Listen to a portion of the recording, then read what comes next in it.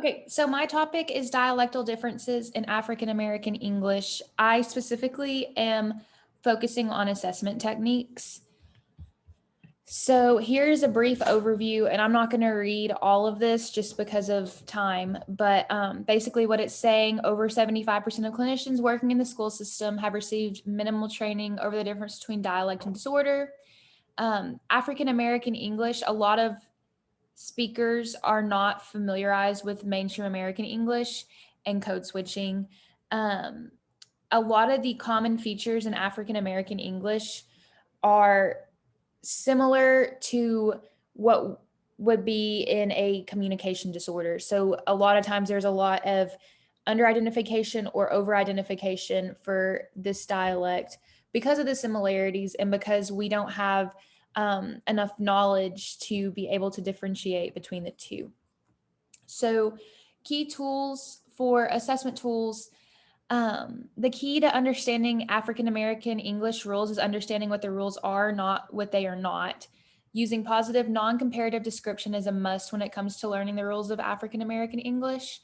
And I kind of more just on this slide talk about the features of AAE. The TH sound may be replaced with F or V in the final position. If there's an initial stop consonant at the beginning of a sentence and a final stop consonant that has the same voicing, the first consonant is produced only. I'm not going to read all of these, but on my handout that I did, I listed these as well as some examples. So I did put that. And then as future SLPs, we need to look for consistent patterns when it comes to the rules in AAE as well as the feature. We must then identify if the child is using AAE features with accompanying speech and language problems.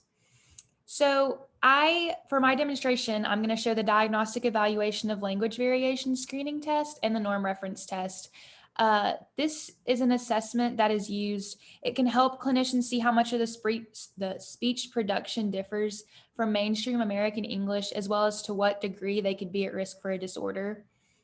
It's important to keep in mind that the child might not use AAE features that we are familiarized with, or what's in the manual. So just because the manual has a list of common features doesn't mean that's all the common features, and we have to be able to familiarize ourselves with that whenever we are doing the assessment process. The DELV NR, the norm reference test, is used to determine the current language ability of students who speak both mainstream and non-mainstream English. And I'm going to go over this and then I'll do the demonstration to end it. The language sample is another additional tool. So this will help analyze patterns, frequency, accuracy, listen and speaking with the child's caregivers, and then utilizing dynamic assessments as well. I'm not going to go too into detail with all that. I'm going to go ahead and play the demonstration for the DELV. You know what, actually, okay.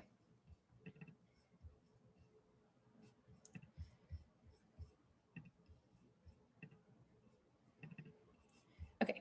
Time you'll be able to figure out what the answer is because it's easy. When we finish this test, tell me how you liked it. Let's begin.